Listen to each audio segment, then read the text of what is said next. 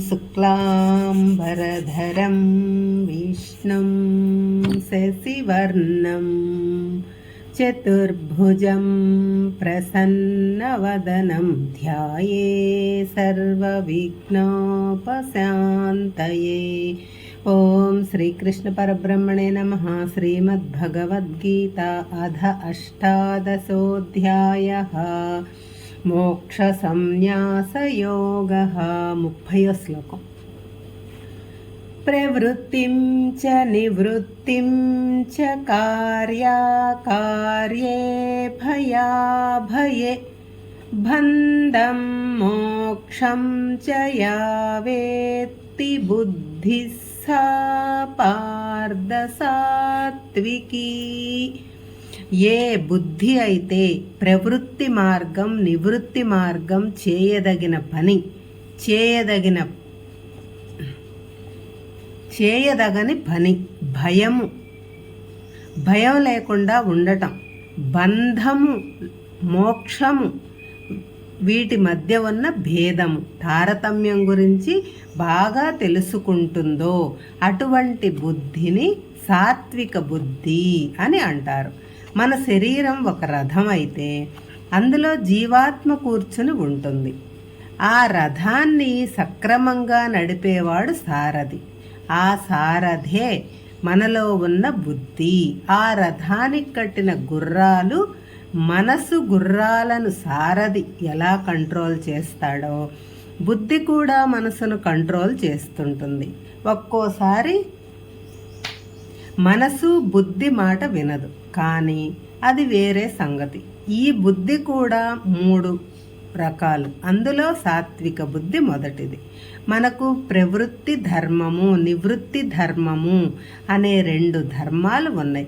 ప్రవృత్తి ధర్మము అంటే కర్మ మార్గము, ప్రాపంచిక విషయాలు, విషయ వాంఛలు, స్త్రీ వాంఛ, ధనము, ఆస్తి మీద కోరిక, సంసారంలో మునిగిపోవటం, ఇది ప్రవృత్తి మార్గం. నివృత్తి మార్గం అంటే జ్ఞాన మార్గం. ప్రాపంచిక విషయములలో ఆసక్తి లేకుండా, సంసారముతో ఎక్కువ అనుబంధం లేకుండా పరమాత్మ గురించి ఆలోచించటం, చేయవలసిన పనులను మాత్రమే చేయటం, చేయకూడని పనుల జోలికి పోకపోవటం, సుఖ దుఃఖములను సమానంగా చూడటం, భయం లేకపోవటం అంటే మనకు ఏది భయాన్ని కలిగిస్తుందో తెలుసుకొని దానికి నివారణ కనిపెట్టడం, తద్వారా భయం లేకుండా ఉండటం, భయం కలిగించే విషయాల జోలికి పోకపోవటం, సకల ప్రాణులలో పరమాత్మ ఆత్మస్వరూపుడుగా ఉన్నాడు అనే జ్ఞానం కలిగి ఉండటం, ఏ కర్మ చేస్తే బంధనములు కలుగుతాయి, ఏ కర్మలు చేస్తే బంధనములు కలుగవు అనే విషయాలను తెలుసుకోవటం, పూర్వజన్మ వాసనలను బంధనాలను తొలగించుకొని పరమాత్మను చేరుకునే మార్గము నివృత్తి మార్గము. దీనినే ధర్మ మార్గము అని అంటారు. ప్రవృత్తి మార్గము నివృత్తి మార్గము మధ్య ఉన్న భేదమును బాగా గ్రహించినవాడు, తెలుసుకున్నవాడు సాత్విక బుద్ధి కలవాడు. ఒక విధంగా చెప్పాలంటే సాత్విక బుద్ధి కలవాడు ఏది మంచి ఏది చెడు అనే విచక్షణ బుద్ధి కలిగి ఉంటాడు. ఏ పని చేయాలి ఏ పని చేయకూడదు అని బాగా తెలుసుకుంటాడు. దేనికి ఎప్పుడు భయపడాలి, ఏ సమయంలో ధైర్యంగా ఉండాలి అనే విషయాన్ని బాగా తెలిసిన వాడు. కొంతమంది ప్రతిదానికి భయపడుతూ టెన్షన్ పడతారు. భయపడకూడదని వాటికి కూడా విపరీతంగా భయపడుతుంటారు. అలా భయపడటం వలన ప్రయోజనం లేదు. పరమాత్మను ఆశ్రయిస్తే ఎవరికీ భయపడనవసరం లేదు. ఎటువంటి భయానికి తావుండదు అని తెలుసుకున్నవాడు సాత్విక బుద్ధి కలవాడు. ఈ ప్రపంచంలో మానవులు అనేక కర్మలు చేస్తారు. వాటికి ఏవేవో ఫలితాలు వస్తుంటాయి. ఆ ఫలితాలు బంధనాలను కలుగజేస్తుంటాయి. కానీ కర్మలు చేస్తూ కూడా ఆయా కర్మఫలములను వదిలిన వాడికి, అంటే కర్మ ఫలములను పరమాత్మకు అర్పించిన వాడికి ఎటువంటి బంధనములు అంటవు. ఈ బంధ మోక్షముల గురించి తెలిసినవాడు సాత్విక బుద్ధి కలవాడు. 31వ శ్లోకం. యయా ధర్మమధర్మం చ కార్యం చ కార్యమేవ చ అవధావత్ పృజానాతి బుద్ధిః సా పార్థరాజసీ. ధర్మము అధర్మము, చేయదగినది చేయకూడనది మొదలగు ద్వంద్వాలను ఉన్నదానిని ఉన్నట్టుగా కాకుండా ఉన్నది లేనట్టుగా, లేని దానిని ఉన్నట్టుగా ఊహించుకోవటం, తదనుగుణంగా ప్రవర్తించటం, ఇటువంటి వాడిని రాజస బుద్ధి కలవాడు అని అంటారు. మానవుడు అనునిత్యం చేసే కర్మలు రకరకాలుగా ఉంటాయి. వాటిలో ధర్మము ఏది, అధర్మము ఏది, ఏది ఆచరించాలి, ఏది ఆచరించకూడదు, ఏది కర్తవ్యము, ఏది అకర్తవ్యము అనే విషయములను మన వేదములు శాస్త్రములు రాసిన ఋషులు మునులు ఆచార వ్యవహారములను ఏర్పరిచిన పెద్దవాళ్ళు మనకు స్పష్టపరిచారు. అవి ఆచరించటమే మన ధర్మం. కానీ కొంతమంది తమ స్వంత తెలివితేటలతో ఈ ధర్మాలను, కర్తవ్యాలను, ఆచార వ్యవహారాలను తప్పుగా అర్థం చేసుకుంటారు. వాటిని తమ ఇష్టం వచ్చినట్టు మార్చివేస్తారు. తాము చెప్పిందే వేదం అంటారు, అదే ఆచారం అంటారు. వారి ఘనతను, గొప్పతనాన్ని నిరూపించుకోవటానికి ప్రయత్నిస్తారు.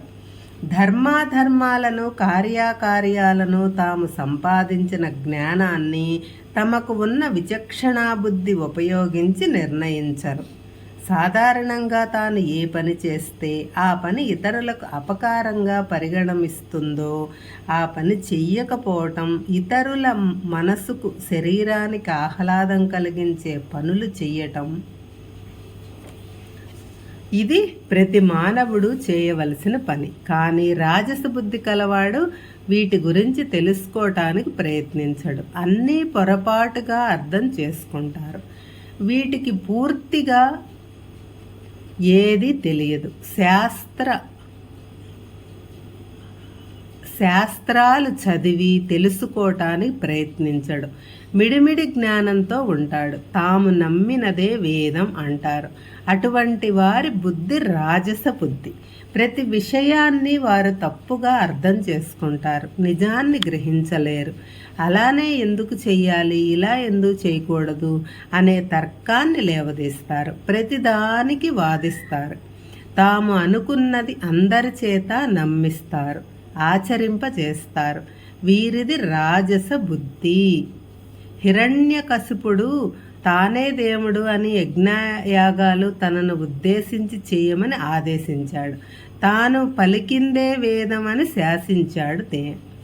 దేవుడు ఎక్కడున్నాడు, ఉంటే చూపించు అని కుమారుణ్ణి అడిగాడు. ఎటువంటి హిరణ్యకశిపుడు లాంటి వారు చరిత్రలో చాలామంది కనపడతారు. వారే నిరంకుశ పాలకులు. నేడు కూడా కొంతమంది పాలకులు ఈ కోవకు చెందుతారు. అటువంటి వారు అర్ధాంతరంగా పోతారు అనేది జగద్విదితం. 32వ శ్లోకం. అధర్మం ధర్మమితి యా మన్యతే తమసావృతా సర్వార్థాన్ విపరీతాం చ బుద్ధిః సా పార్థ సామత్తామసి. ఓ అర్జున, మానవుల్లో ఉన్న బుద్ధి, విచక్షణ, జ్ఞానము అజ్ఞానంతో, అవివేకంతో కప్పబడి ఉంటుంది. దానిని తామస బుద్ధి అంటారు. అటువంటి తామస బుద్ధికి అధర్మం ధర్మంగా కనపడుతుంది.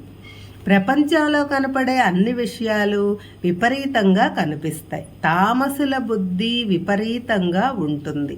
వారు అన్నిటికీ వ్యతిరేకంగా ప్రవర్తిస్తారు. అధర్మాన్ని ధర్మం అంటారు, చెడును మంచి అంటారు. సమిదలతో సుగంధ ద్రవ్యాలతో హోమం చేయాలంటే అలా కాదు, కారు పుట్టించే మిరపకాయలతో ఎందుకు హోమం చేయకూడదు అని అంటారు. వారు అన్నింటినీ వ్యతిరేకంగా, విరుద్ధంగా అర్థం చేసుకుంటారు. నిటారుగా కూర్చుని కుండలిని శక్తిని పైకి తీసుకెళ్లాల్సింది బదులు తల్లకిందులుగా తపస్సు చేస్తారు.